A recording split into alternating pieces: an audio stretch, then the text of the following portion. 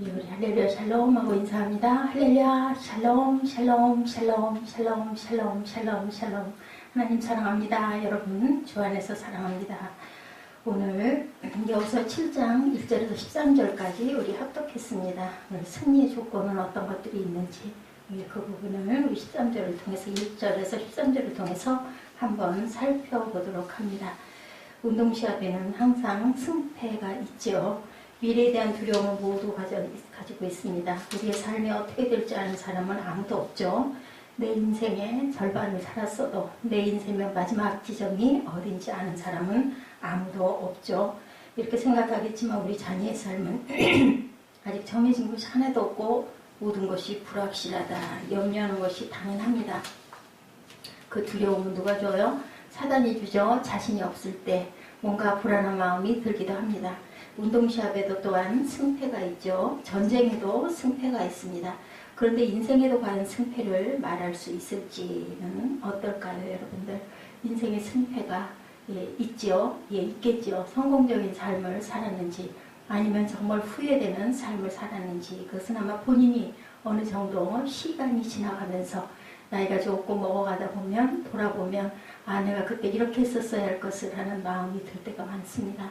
우리는 우리 인생의 시각을 멀리 잡아야 할 필요가 있다. 그죠? 당장에 성공을 이루는 일도 있지만 대개는 뭐라 그래요? 위대한 사람들, 위대한 어떤 아주 그 영웅들은 언제 난다고요? 세월이 많이 지난 다음에 100년 이상 지난 다음에 그것이 드러난다는 얘기가 있습니다. 우리도 이후의 시점을 늘 바라볼 줄 알아야 된다. 예수께서 말씀하십니다. 자신에 대해서 이렇게 인자가 예루살렘에 올라가 많은 고난을 받고 죽었다. 사흘 만에 살아나리라. 예수님의 인생도 돌아가시는 시점에서는 판단할 수가 없다라는 얘기입니다.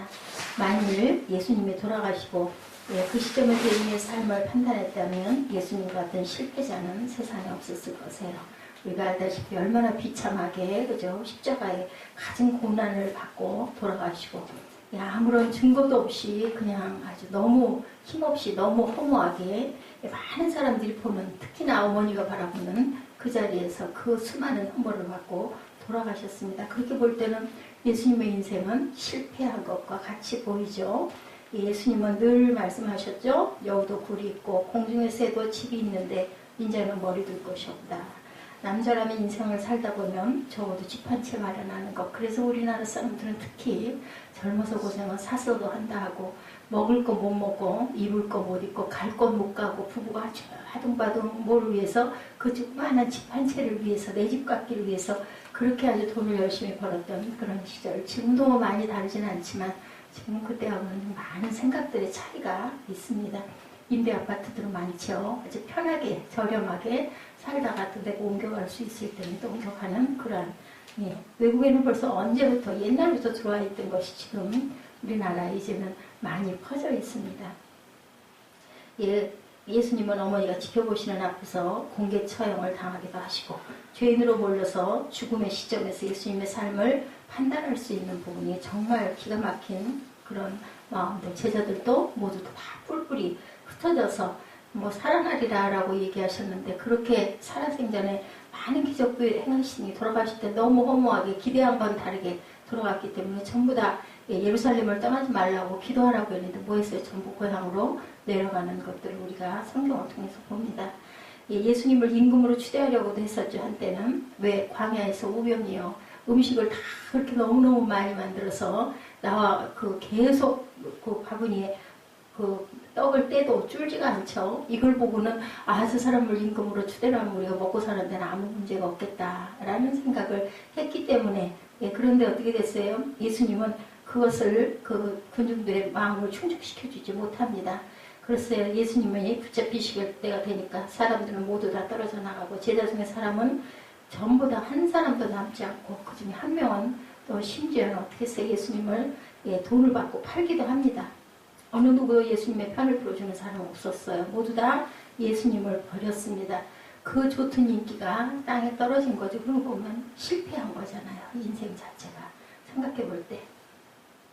예수님은 종교계획가 내지는 부흥사와 같은 모습으로 출발했는데 그렇지만 이스라엘의 종교 지도자가 바뀌었느냐면 바뀌지 않았고 당장 이스라엘이 회개했느냐면 또한 그렇지도 않았습니다. 현저한 변화도 일어나지 않았죠. 이렇게 보면 예수님은 실패한 사람인 것 같았다. 불의가 승리하고 불의한 자들이 의로운 분을 십자가에 못 박고 바리새인들이 승리한 것처럼 보였어요. 근데 진정한 승패의 판정은 예수님이 돌아가시는 시점에서 내릴 수 있는 것이 아니었죠. 예수님은 사흘 후라고 말씀을 하셨어요. 3days라고 합니다. 사흘 후에 가서 보자는 건데 인자가 많은 고난을 받고 죽었다. 사흘 만에 살아나리라.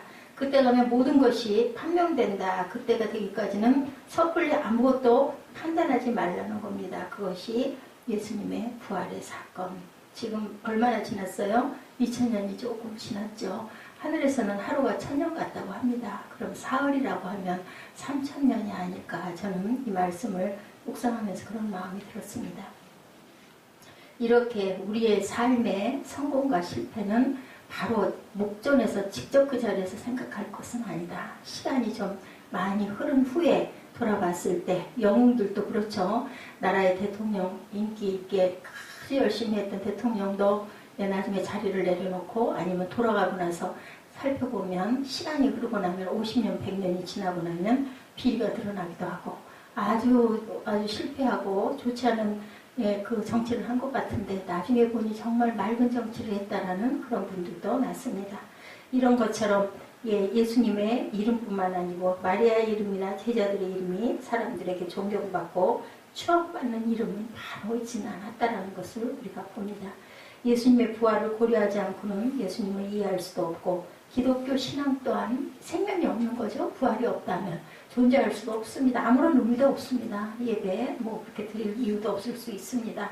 아프리카에서 평생을 바친 선교사 부부 얘기 누구 루스벨트 대통령이 사냥하고 돌아오는 그 배가 얼마나 화려했고 그리고 선착장에 얼마나 많은 사람들이 빵빠레를 불면서 분학대들이 아주 나팔을 불고 환영을 하는 인파들이 많았는데 그 선교사 부부가 맨 나중에 내릴 때는 쓸쓸하게 그 한국에 아무도 없고 이따가 환영하고 돌아온 사람들의 그 어떤 그 쓰레기 이런 것들만 널려있는 아주 그 황혼역에 쓸쓸한 그 황량한 그런 그 항구에 내리면서 그 선교사 부부가 눈물을 흘렸다고 그러죠. 온 부두가 떠나갈 정도로 환영을 했는데 이렇게 평생을 바치고 고생하고 수고하고 돌아온 노부부를 알아주고 그리고 따뜻하게 환영해주는 사람은 아무도 없었다. 그들은 정말 쓸쓸한 나이 든 부부, 초라하죠. 엄청 힘도 없고 가진 것도 없고 아는 사람도 없고 알아주는 사람도 없고 뭐만 남았을까요? 얼굴에 주름과 그리고 아주 약해진 몸만 남았을 겁니다. 선교사님이 하나님에게 한탄했다고 그러죠. 하나님, 저희는 아프리카에서 일평생 주님을 섬기고 늙어서 이렇게 돌아오는데 루즈벨트 대통령은 코끼리 사냥하고 돌아오는데 이렇게 많은 사람들이 환영을 합니다. 너무 불공평합니다. 이렇게 하나님께 하소연을 했다고 그래요. 그때 마음속에 하나님이 말씀하시더랍니다. 아직 기다려라. 아직 끝나지 않았다. 천국에 올 때가 되면 바뀔 것이다 라고 말씀을 하셨대요.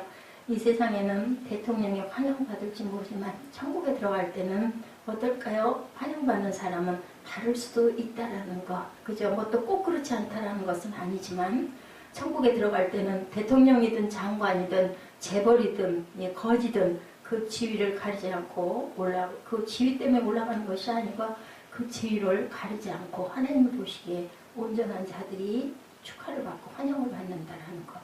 천국에서는 질서와 순서가 바뀔 수 있다라는 것. 예수님 말씀에 먼저 된 자가 나중되고 나중된 자가 먼저 되리라라고 말씀하셨죠. 하나님의 나라에서는 으뜸이 되고자 하는 자는 모든 자의 섬기는 자가 되어야 하리다.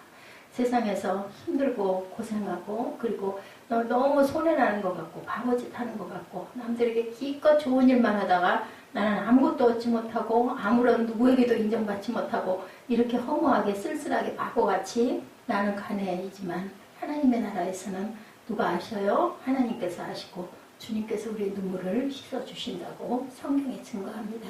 이것이 바로 천국의 진리라는 것. 그러므로 진정한 판정은 천국에서 비로소 내려질 것을 우리가 믿고 가야 된다. 판정의 순간을 급하게 잡지 말고 늦춰라. 반고비 얘기 우리 알죠? 처음에 살아있을 때 그림을 정말 단 한 점도 제대로 팔지 못하고 돌아가는데 지금은 수억을 넘어선다고 하죠. 그 금액을 환산할 수가 없다고 합니다. 이렇게 그의 인생과 실력은 그 당시에 판정을 받지 못했다. 특별히 어떤 그 훌륭한 과학자들, 특히 그죠, 지동설 주장했던 사람도 그렇고 전부 다 그때는 미쳤다고 그랬어요. 지구가 왜 도냐고 얘기했고, 지구가 평평하다고 얘기했고, 둥글게 돌아간다고 얘기했을 때 너 그렇게 얘기하면은 가만 안 두겠다고 했어도 끝까지 이것을 주장하다가 돌아갔죠. 결론은 어때요? 지구는 둥글고 돌고 있다. 그죠? 김연아 코치의 얘기가 있습니다. 그 사람은 올림픽에서 하나도 메달을 따지 못했다고 해요. 출전할 때마다. 그런데 코치가 돼서 김연아 같은 훌륭한 금메달리스트를 길러내기도 한다라는 거죠. 그 사람의 실력이든 그 사람의 진실이든 그 사람의 믿음이든 그 사람의 수고의 결과든 우리가 섣불리 속단해서는 안 된다. 그래서 하나님께서 하늘나라의 그 법칙이 판단하지 말라는 말씀, 판단과 정죄는 우리의 몫이 아니라고 말씀하신 것 같습니다. 씨 뿌리는 비유든 누룩의 비유든 주님이 드신 천국의 비유는 모든 것이 어떻게 시작해요? 작게 시작하죠. 그리고 아주 힘없는 데서 시작합니다.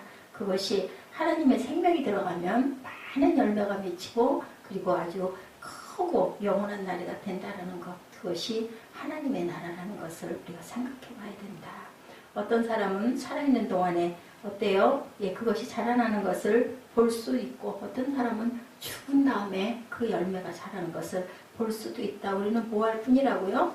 물 주고 우리는 심을 뿐이다. 사도 바울이 얘기하죠. 아볼로하고 나는 심었고 아볼로는 물을 주었을 때 자라나게 하시는 분은 누구시다라고요? 하나님이시라고 했습니다. 세상에 심는 사람이 있고 물 주는 사람이 있지만 자라나게 하시는 분은 다른 분이에요. 하나님이시다. 하나님이 자라나게 하신다.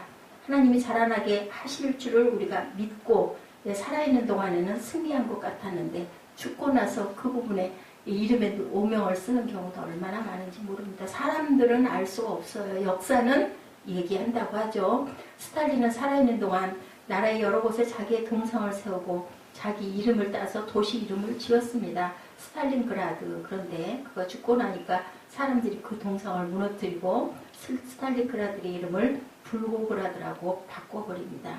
하나님의 심판을 말하기 전에 사람의 심판이 이렇게 먼저 있기도 한다.